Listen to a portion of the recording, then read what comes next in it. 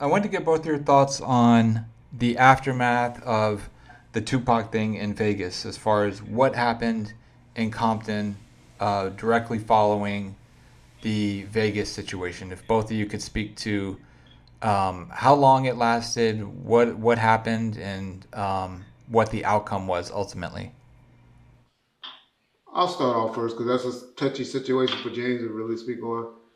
Um, but it was a back and forth shooting incident between Luther's mob who were together pretty much because I think because the South Side didn't know where to go and because most of the people that got shot, to be honest, were from Luther's and then and not so much the mob guys, and that's just because of the boundaries, how it's set up, and it was easier to drive down Bradfield from Compton than it, or Rosecrans, and then hit Bradfield and keep going back to their neighborhood. So I think that had a lot then to go deep into where James or myself and all of them grew up at, Diane and McMillan and Killing and all of that. And so it was some back and forth shootings on both sides.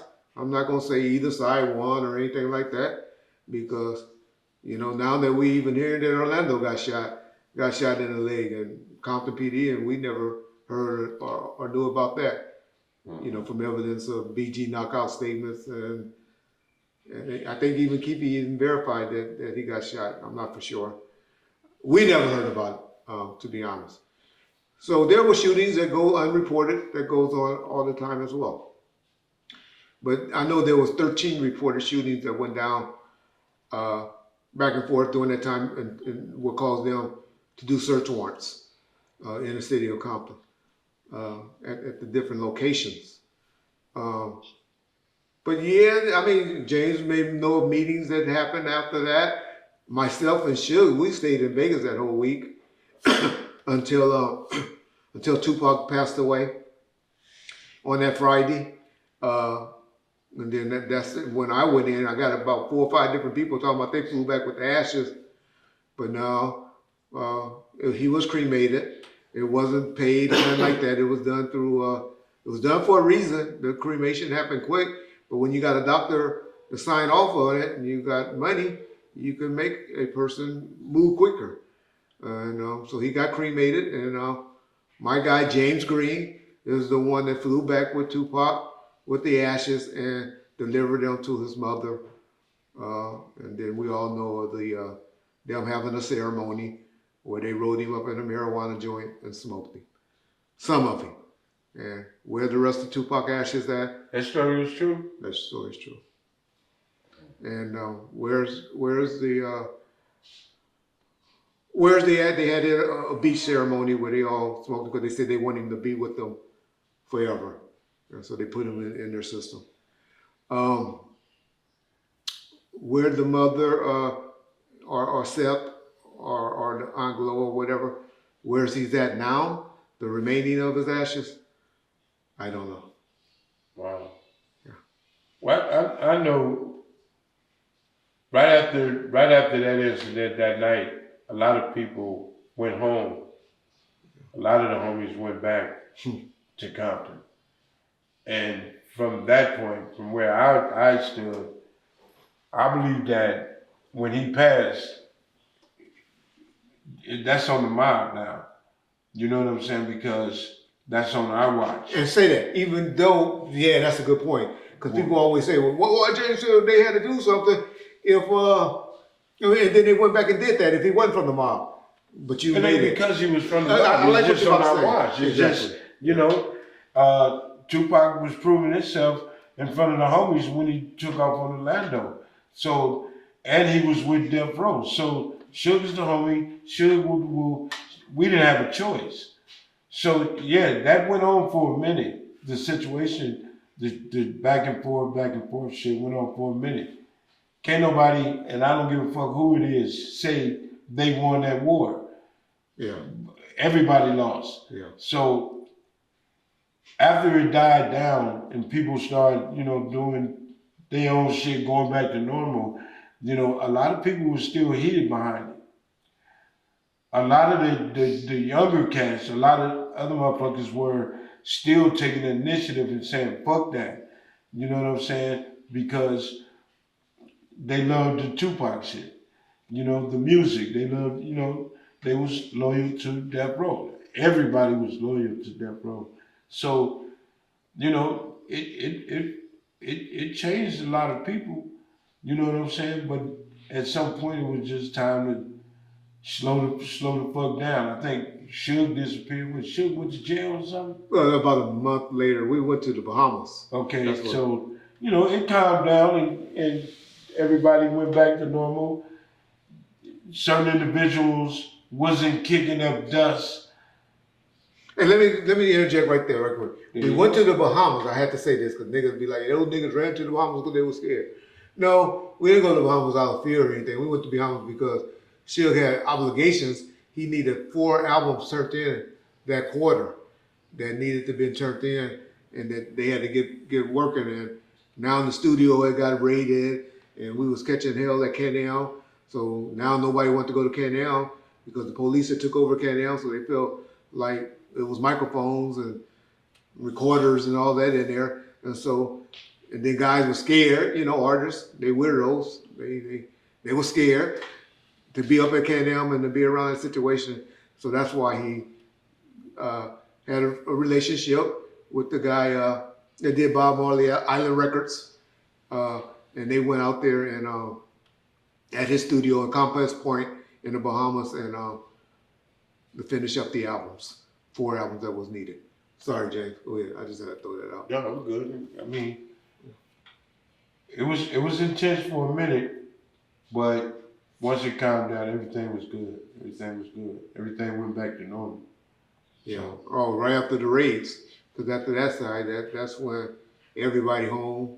I even believe your mom or a bunch of whoever your mom had moved, but when a bunch of was staying, that house even got raided. Yeah. Suge's mother's house got raided, and there was a bunch of raids done on both sides. That's where y'all see Orlando with the picture of him getting arrested.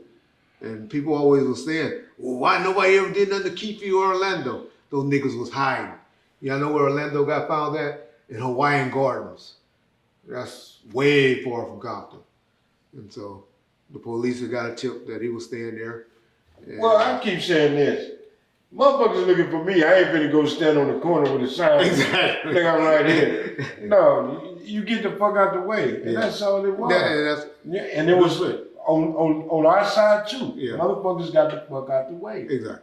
So ain't nobody running. Yeah. I mean, you in the wrong game if you running. Yeah. You know what I'm saying? Motherfuckers was out there seeking to destroy it.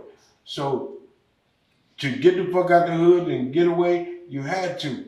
The police, you couldn't walk out the front door. You get jacked. And they pulling that ass over. They already knew who they wanted to fuck with. Yeah. If you look like you associated with anything, they was pulling you over, walking out the store. Whoops! You know what I'm saying? And that was Compton, sheriffs, everybody. Yeah. So they figured if you was hanging out, you had a pistol on you. Yeah. If you in the car riding around. And they're trying to get information. That's how cops do. They go and arrest you and catch a case on you, and then niggas sometimes talk. Not all. And motherfuckers was getting caught with pistols. And the police knew more than what you thought they knew. Yeah. You know what I'm saying? And they weren't even in Vegas. Exactly. You know what I'm saying? And they knew everything that went down. If Las Vegas Metro wasn't fucking trying to find out who did it or whatever, why the fuck is... That's only because it came from Vegas back to Compton. Yeah, exactly. And motherfuckers was getting shot, so they had to get involved to stop the shoot. But that shit? They told my dad that they were in Vegas, the 2 homicide detectives, Sergeant Mannings and now, they said they were in there to do what? To investigate the probation violation, not the homicide. What probation? Sure. That's why they always try to say they came. Oh no, we're not investigating. Homicide investigating a simple assault or a probation violation. Man, so full of shit. And Suge knew that they was on his ass. Oh, he knew because I was there. I told him. But this is what I'm saying. He shouldn't have never involved himself in a lot of shit. If Suge spit on the ground, they was ready to cite him a $12,000 fine. Suge did not want that Vegas incident to happen. I didn't say he Yeah, did. he did not. That was my worst day and his worst day of our lives. One of them. I got some more now. I done had some more, y'all. Look at me, I'm crippled now. I got some more, but that was a day to remember, y'all. Y'all just don't know. Man, we was having fun at 662. Boy. I was working that ass. And then he just mad all the money he lost at the door. I'll tell y'all what James used to do at the door, yo. And my security hated James. Hated James. I used to be like, leave James alone, leave there. He couldn't fuck with me either. And they hated James. Oh no, we could have kept y'all there if we wanted to. Man, come on, Rick. Nigga, I went there in Las Vegas PD. Sit that motherfucker in the backseat And of if the Daddy car. did that, if Daddy did that, Daddy had a goddamn problem. Well, I love with James. that I nigga. told you, I love James. But James used to go to the ballers. Because there was a line around the corner. And him and this boy, whoever was with him, not boy, like boy, his homeboy. His people, yeah. His people would go and walk the line. You want to get in?